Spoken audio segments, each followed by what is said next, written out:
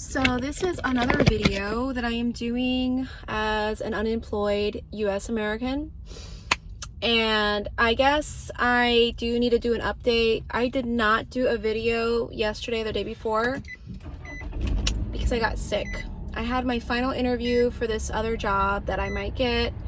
So I'm getting ready to do my Friday night Ubering.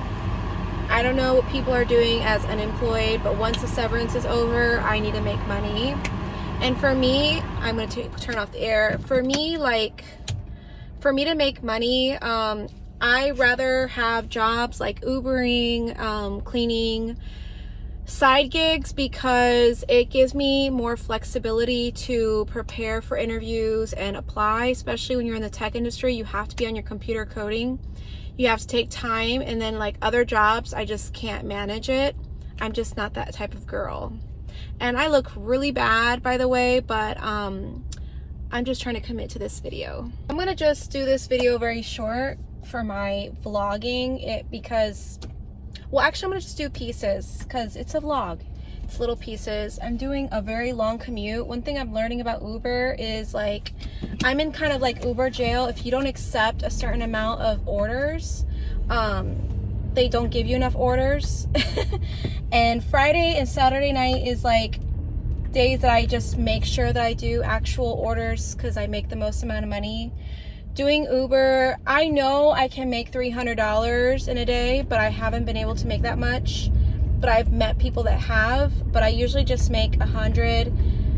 Actually, when I first started out, because I wanted to focus on my coding and my projects and looking for a job, I thought making 500 a week was sufficient with my insurance and then giving my mom some money.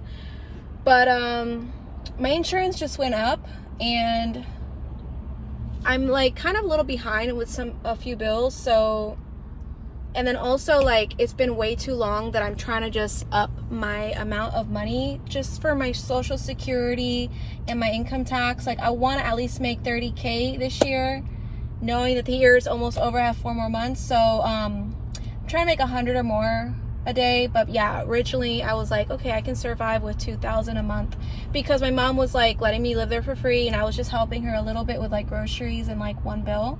My last interview, like for tech people, we usually have like 3 interviews. I don't know, I think any corporate person gets more than 1 interview, but like for us, we had to do a coding test. I don't know if I did share with the last video, but I passed it.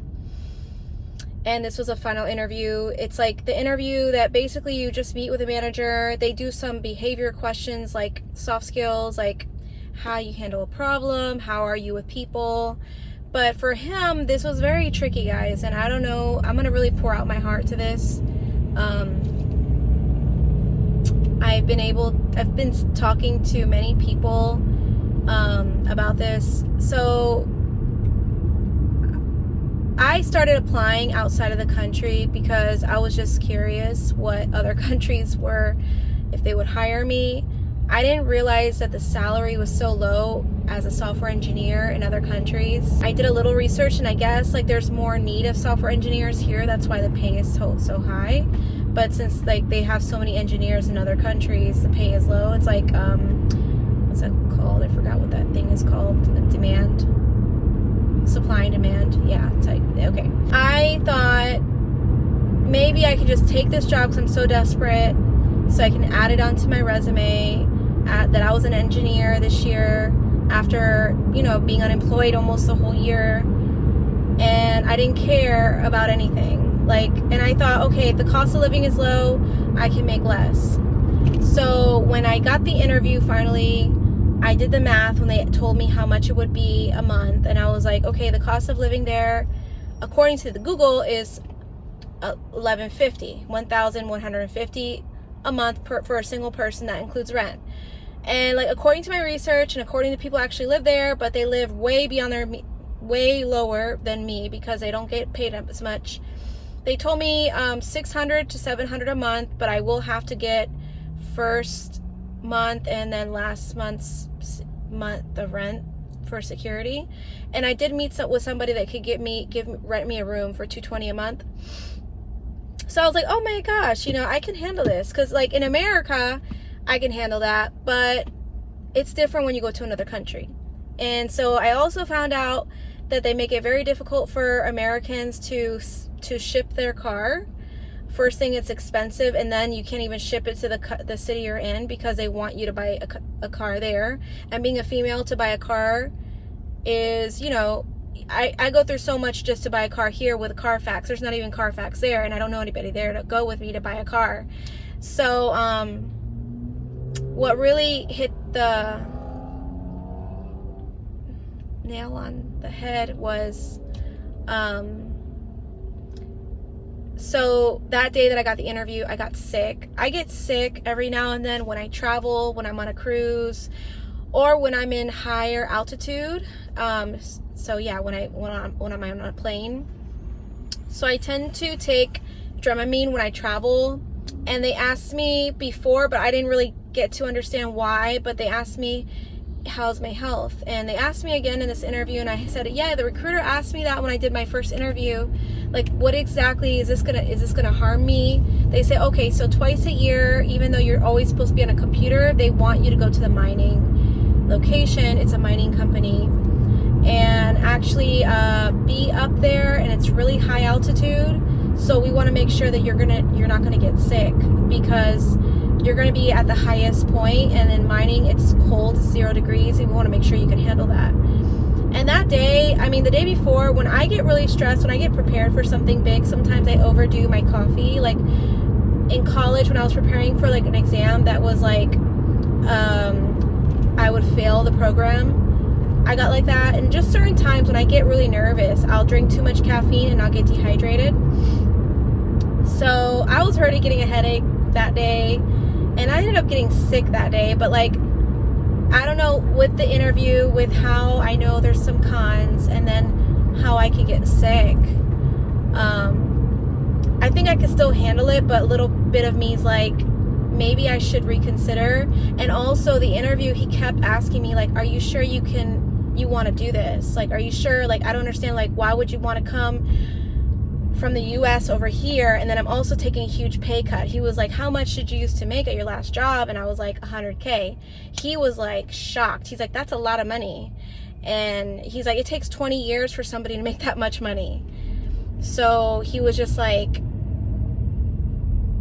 he was basically like, girl, don't do this. He didn't say that, but he was just like, you know, rent, I know you're saying it's cheap, but that's in a dangerous area. You're probably gonna want some more safer, where the rent is $1,000 a month. He's like, how much do you really want to make? And I told him, I was like, I'll stick to that amount, because like, I'm just trying to like get the job and say what he wants me to hear. But he really made it like very obvious that he cares and he's concerned of my decision. And I dotted all my I's and I crossed my T's for this interview. He was happy. I knew what I needed to say, and he was like, I'm gonna get the HR lady to reach out to you. And so it went well, but it made me kind of doubt, like, okay, maybe I need to think about this. And then that day I got sick. I had to stay home. I couldn't get up. I got really dizzy. I drank too much caffeine, and sometimes I'm in bed for about 2 days and I throw up, and I did. And it wasn't COVID or anything. My mom did a COVID test. I knew where I was, and I was really nervous. And when I get really stressed, this happens. So I got really stressed. I was in bed for 2 days, and then I also, you know, I've been thinking about this job. Like, if they give me the offer, I haven't been working for like 8 months. I feel really bad right now, and I really want to get a job. This feels really like uncomfortable at this point. But I don't know if anyone goes through this, but I might decline the offer, which is crazy. But it's like, if I make 100, he even told me, he's like, you're doing Uber now, you could make more doing Uber than getting this job. I just think that the title for my job is more important. But a lot of people are telling me to just consider not taking the job. And even though I could probably make it, I might struggle saving money to even come back. And so I don't know. This is really hard to be unemployed and then realize you might have to decline a job. because of the pay and the what you have to do, and even my safety. And then look, even being sick, like, I have my mom, I have my family, I have my friends that are just there for me. If I'm sick, I'm not gonna have like a friend I can just call and they can come over right away. Like, everyone lives, the people that I know, they live 5 hours away and they don't all have a car, so it's like, it's gonna be different. And so I'm praying about this, of what I need to do. Like, at first I was on fire for it, I was excited about it, but now I'm at this point like, okay, maybe I really need to think about it a little more. The manager's a little concerned. I think he wanted to psych me out. He even asked me, he's like, if you find another opportunity, what are you gonna do? Like, I think he knows I'm making a dumb mistake. I don't know, what do you guys think? What do you guys think I should do? Take the job, or not to take the job? But I guess, like, applying for jobs is a must, and still I applied for a bunch of jobs that day and the day before, and I'm about to apply for a bunch now. My friends are finding jobs for me too. They don't want me to give up, but they just don't think it's so wise for me to take such a low hit. My mom was like, you deserve more than that. You work so hard. So, like, just to give you the answer, it's going to be about $20,000 a year. The cost of living there is, I guess, like $10,000 a year. But, like, of course, my goal is to have at least $900 saved. But, like, I was planning to live with my mom just to help her with some rent, because I was getting paid so much, and then save for a house. Like, this takes me on a whole detour, and it's okay to have a detour of life because you don't know where God's putting you, but also, like, you know, you got to make sure you're not walking away to danger, you know. So I'm pretty disappointed right now, and I didn't even want to make a video, but I was like, you know what, I have to. I'm just trying to vlog my experience as a U.S. citizen, unemployed, because I hope that this will give some people value. I want to just share more of what I'm doing on making money to hopefully make something of myself on this channel, but also give people some helpful tips, and hopefully get some tips from people that are ahead of me. But this is not easy, you know, being a U.S. citizen, unemployed. I'm glad and I'm so blessed to be able to do what I'm doing now, but I always say that on these vlogs because I know I have it better. I guess, like, I'm learning more on how blessed we are, and it's just, but it just really makes me push forward, but I'm just trying to figure things out. I feel like I'm really humbling myself. I feel like I would humble myself more by taking the job, but if this guy don't think it's a smart idea, I don't know. Oh my gosh, there's so much traffic right now. I'm gonna